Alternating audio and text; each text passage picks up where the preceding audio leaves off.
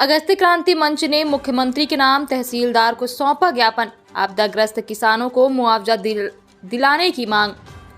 अगस्त क्रांति मंच संगठन के सैकड़ों क्रांतिकारी दिनांक 4 अप्रैल 2023 को रीवा जिले के नई गढ़ी तहसील कार्यालय पहुंचकर नई गढ़ी तहसीलदार को मुख्यमंत्री के नाम ज्ञापन देकर विगत दिनों किसानों के खेत में ओला एवं वर्षावृष्टि हुई, जिससे कि नई गढ़ी क्षेत्र के किसानों की फसल नष्ट हो गई थी।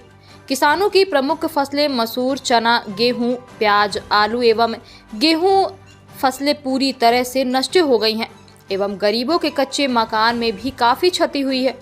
इन समस्याओं को लेकर आज अगस्त क्रांति मंच के संयोजक कुंज बिहारी तिवारी सैकड़ों क्रांतिकारी साथियों के साथ नई गढ़ी नायब तहसीलदार को मुख्यमंत्री के नाम का एक ज्ञापन पत्र सौंपकर 25,000 प्रति एकड़ की दर से मुआवजा दिलाने की मांग की है।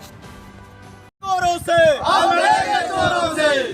जवान जय किसान, जय जवान जय किसान, भारत माता की जय, भारत माता। आपने देखा है कि पहले ओला पड़ा, बारिश हुई, किसानों की फसल खलिहान में और खेत में दोनों तरह खराब हुई। उस वक्त भी इन्होंने कुछ नहीं किया। 31 तारीख को जो तूफ़ान आया और तूफ़ान के साथ बारिश आई, हम और हमारे सभी साथी और मीडिया के साथियों ने भी दिखाया, सभी गए थे, मीडिया के साथी भी गए। लोगों के घर टूट गए, घर की जो सीटदार छतें थी पूरी की पूरी उड़ गई, और जैसे धान की फसल में खेत में पानी भरता वैसे खेतों में पानी भर गया। चाहे प्याज की फसल हो, टमाटर की हो, गेहूं हो और सरसों, अलसी, मसूर सब नष्ट हुई है। हमने देखा, आपने देखा, मीडिया के लोगों ने देखा, सबको दिखा, लेकिन इनके पास कौन सा पैमाना है पता नहीं। एक रोना है नई गढ़ी के साथ कि किसी विभाग में कर्मचारी नहीं है। 79 पटवारी हल्के हैं और 19 पटवारी हैं।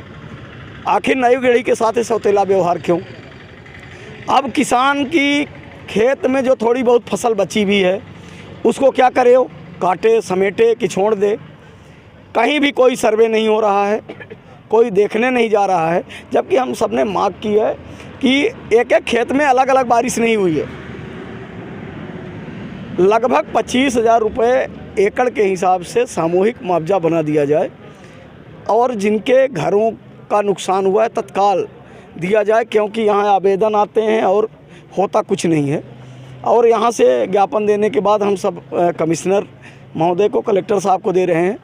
एक हफ्ते में अगर ये कार्यवाही नहीं करते तो आमरण अनशन होगा, क्योंकि आरबीसी के प्रकरण साल साल से अटके हुए पड़े हैं। जिनके घर बरसात में गिरे, गर्मी आ गई, गर्मी के बाद बरसात आ जाएगी, लेकिन अभी तक उनको राशि नहीं मिली।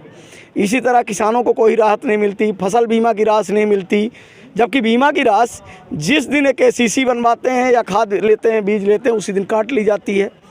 अराजकता का माहौल बना हुआ है, कर्मचारी नहीं है, कंप्यूटर ऑपरेटर नहीं है, यहाँ तक कि तहसीलदार जो हैं यहाँ और नायब तहसीलदार हैं, एक खुद बाबू की तरह काम करते हैं। यहाँ केवल रोना है कर्मचारियों का, लेकिन एक कार्यालय खुला है, जनता यहाँ बड़ी आशा से आती है, लेकिन कुछ नहीं हो रहा है। कहीं भी कोई कर्मचारी मिले क्या? हम लोगों ने निवेदन किया कि आप के पास पटवारी नहीं है तो पंचायत के जो सचिव GRS हैं उनसे सहयोग ले लीजिए। तो बोला गया कि वो सब लाडली बहना में व्यस्त हैं। तो लाडली बहना भी खाना खाएंगी, वो 1,000 रुपये देने से घर नहीं चलेगा। किसानों की जो फसल, जिनकी तैयारी थी बेटी की शादी करने की कि फसल आएगी करेंगे, उनके अरमान बह गए। जिनको बेटों का एडमिशन कराना था कि हायर एजुकेशन में जाएंगे, फसल बिकेगी, तो सब उनके ऊपर कहर बन के ये तूफ़ान आया था। और जो यहाँ जिम्मेवार जनप्रतिनिधि हैं उनका आखिर मौन क्यों है? यहाँ के विधायक और सांसद यहाँ के किसानों के वोट से ही बने हैं। चुनाव आएगा तो किसान जो आज इन्हें दिख नहीं रहे, ये अन्नदाता दिखने लगेंगे। तो ये अन्नदाता कल भी थे, आज भी हैं, इन्हें मदद की ज़रूरत है। जिस प्रकार से स्थितियां हैं, आपका अगला कदम क्या होगा अगर किसानों को मुआवजा नहीं? अभी बैठ के और सामूहिक एक मांग पत्र हम लोग बना रहे हैं और जाके आज कलेक्टर साहब से मिलके, कमिश्नर साहब से, IG और SP साहब को भी, जो इतने भी विभाग हैं सबको दे रहे हैं।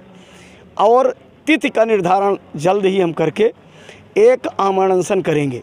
सत्याग्रह, जिस सत्याग्रह से हमें गांधी की आज़ादी मिली, इसलिए कि हम लोग अगर बात करेंगे तो ये शासकीय कार्य में बाधा की बात करके FIR कराएंगे और कई तरह के हथकंडे अपनाते हैं। तो अब हम लोग आमरण अनशन करेंगे और जितने लोग पीड़ित हैं, चाहे वो सीमांकन का हो, आपसी बंटवारा का हो, नामांतरण का हो और नक्शा तरमीम का हो, साल साल से जो अटके पड़े हैं, उनसे सबसे निवेदन है कि समस्या आपकी है तो लड़ना आपको पड़ेगा। सभी आगे निकल के आइए और इस आमरण को, अनशन को एक ऐतिहासिक आमरण अनशन बनाना है। आप बीपीएल की बात देखिए, जो वास्तविक पात्र आ रहे हैं उनका बीपीएल साल भर से नहीं बन रहा। मेरा ये कहना है कि जिनके बीपीएल बने हैं उनका चेक करा लिया जाए और जिनके आवेदन लंबित हैं, आखिर उनमें क्या पैरामीटर अपनाया गया। जिनके 100 एकड़ ज़मीन है, पक्के घर बने हैं, 4 व्हीलर है, ट्रैक्टर है, उनके घर के सभी सदस्य बीपीएल में है। जो वास्तव में झोपड़ी में रह रहा है, जिसके रहने का घर नहीं है, उसका बीपीएल में नाम क्यों नहीं जुड़ रहा है?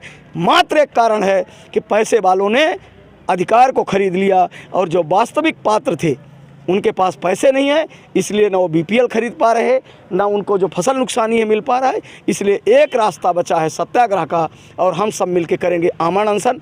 एक संदेश आपके माध्यम से और है लोगों को कि जो आप रोने की आदत डाले हैं, रोना छोड़ दीजिए। रोने से आज़ादी नहीं मिली, लड़ने से मिली है। और अपने अधिकार हक के लिए लड़ने के लिए जो तिथि आप सबको सूचित की जाएगी इसी तहसील के सामने।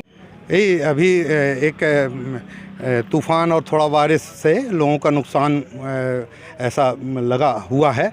कई लोगों के घरों में भी नुकसान हुआ, उनको कई समस्याएं हो गई।